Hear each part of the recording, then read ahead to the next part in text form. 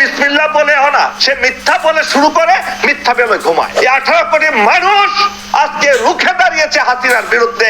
হাসিনা তোমার পতন হবে হবে হবে। সে জানে এই 15 লক্ষ লোক হলো সরাসরি রয়ের এজেন্ট। আমার জায়গায় পোস্টিং হলো, আমার সেই খালি জায়গায় পোস্টিং হলো কার? আমার বন্ধু, আমার পোস্টম্যান কর্নেল গুলজারের। আমার পূর্ববর্তী মেজর ইমরান বলেছেন কারা কারা জড়িত। কাণ্ড ঘটিয়েছে স্বয়ং শেখ হাসিনা ভারতের নির্দেশে। আমি কোনো মিথ্যা কথা বলি না, এখনো বলছি না।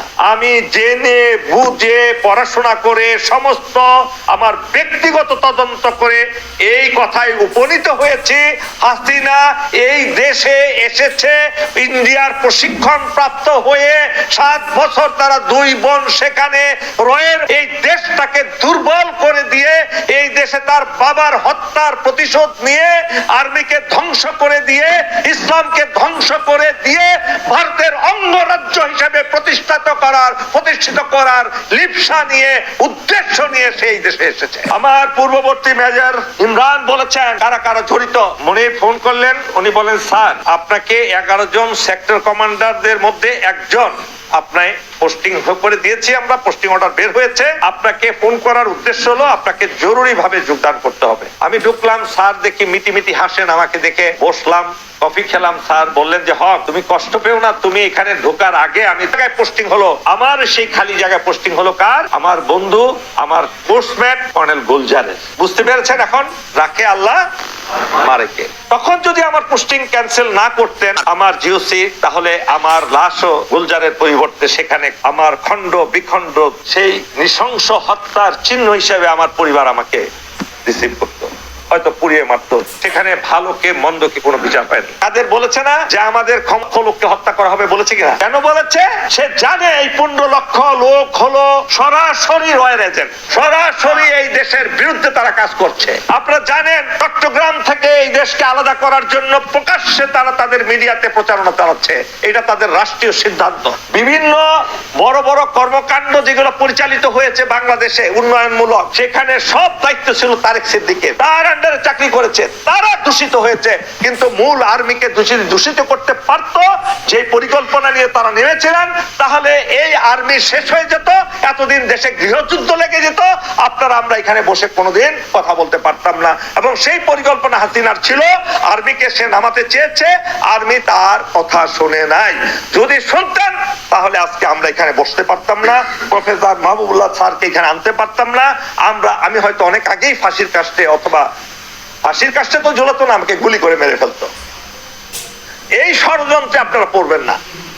আল্লাহ রাব্বুল আলামিন, এবং চলুন আমরা সম্মিলিতভাবে আপনাদের দুঃখ কষ্ট দূর করার জন্য আমরা চেষ্টা করব, কিন্তু শতভাগ কখনো পারা যাবে না, কেন সেই জন্য পরকাল রেখে দিয়েছেন আল্লাহ।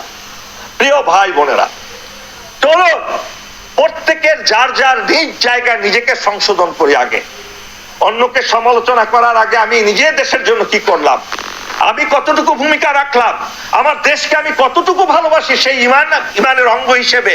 খালি মুখে বলি দেশপ্রেম ইমানের অঙ্গ, কিন্তু সেই ইমানটা কি? সেই ইমান অনুযায়ী আমি ভালোবাসছি আমার দেশকে? এটা জিজ্ঞেস করুন আগে অন্যের সমালোচনা করার আগে। আমি বলবো এই দেশ আমাদের সবার। 2রা অগস্ট আপনারা ইউটিউবে আছে, আমার নেতৃত্বে আমার অনেক অফিসার এবং 3 বাহিনীর সৈনিকদেরকে নিয়ে আমি বিদ্রোহ ঘোষণা করি মিরপুর ক্যান্টনমেন্ট থেকে। আপনারা দেখবেন আমি বলেছি এই দেশ কারো বাপের নয়, এই দেশ কারো পৈতৃক সম্পত্তি নয়। এই দেশের 18 কোটি মানুষের, এই 18 কোটি মানুষ আজকে রুখে দাঁড়িয়েছে হাসিনার বিরুদ্ধে। হাসিনা তোমার পতন হবে হবে হবে। আমি সেনাবাহিনীকে অনুরোধ করেছি, তারা সেই অনুরোধ, হয়তো আমার অনুরোধই যে তারা করেছে আমি বলবো না, কিন্তু আমার ভূমিকা ছিল, আমাদের দলের ভূমিকা ছিল। আমাদের দলের মানে আমাদের সেনাবাহিনীর লোকেরা, সেনাবাহিনী, নৌবাহিনী, বিমান বাহিনীর আমরা চেষ্টা করেছি। প্রিয় ভাই বোনেরা, বিডিআর অত্যন্ত, আমরা আবার ফিরে পেতে চাই আমাদের বিডিআর, বিজিবি নয়। গার্ড বানিয়ে দিয়েছে, গার্ড। এটা একটা পরিকল্পনার অংশ। আপনি একটা পার্সার সিকিউরিটি গার্ড আর একজন সৈনিকের মধ্যে পার্থক্য কি হতে পারে? এটা ষড়যন্ত্রের অংশ। ইন্ডিয়া বলেছে, সেভাবে করেছে। আমাদের লোককে ইন্ডিয়ার বাহিনী হত্যা করছে প্রতিদিন। হাসিনা কোন টুস শব্দ করেছে? স্বরাষ্ট্রমন্ত্রী বলে এটা বিচ্ছিন্ন ঘটনা ঘটবেই, তারা কেন যায় গরু আনতে? এই হলো স্বরাষ্ট্রমন্ত্রীর কথা। মদ খেয়ে পর থাকতো এই কুলাঙ্গার একটা। প্রত্যেকটা মন্ত্রী ছিল তার হাসিনার চেয়েও খারাপ, এবং প্রত্যেকটা পালিত পুত্র পালিত সন্তান দীপুমণি থেকে শুরু করে শিক্ষা ব্যবস্থা ধ্বংস করে দিয়েছে। যে ঘরের আমার ঝাড়ুদার হিসেবে যোগ্যতা নাই, সে হয়েছে শিক্ষামন্ত্রী। পররাষ্ট্রমন্ত্রী হয়েছে দীপুমণি শত শত দেশ ভ্রমণ করেছে রাষ্ট্রের টাকা দিয়ে। জানেন সে তার পররাষ্ট্রমন্ত্রী থাকালীন কতবার বিদেশ ভ্রমণ করেছে? ফ্যান্টাসি, মানুষের টাকা, এটা আপনার আমার টাকা। একটা অনাগত শিশু যে মাতৃর গর্বে আছে সেও ট্যাক্স দিচ্ছে বাংলাদেশে, ট্যাক্স দিচ্ছে না? ওই মাকে আপনি প্রোটিন খাওয়ানোর জন্য যে দুধটা কিনেন, ওই দুধে আপনি 15% 25% ট্যাক্স দিচ্ছেন না, ভ্যাট দিচ্ছেন না? সবার টাকা আছে রাষ্ট্র পরিচালনায়। আর হাসিনা তার নিজের চাকরকে বানিয়েছে 400 কোটি টাকার মালিক। আবার এই বদ মহিলা 10 টাকা দিয়ে চক্ষু হাসপাতালে যায় টিকিট কিনতে। কি প্রতারণা!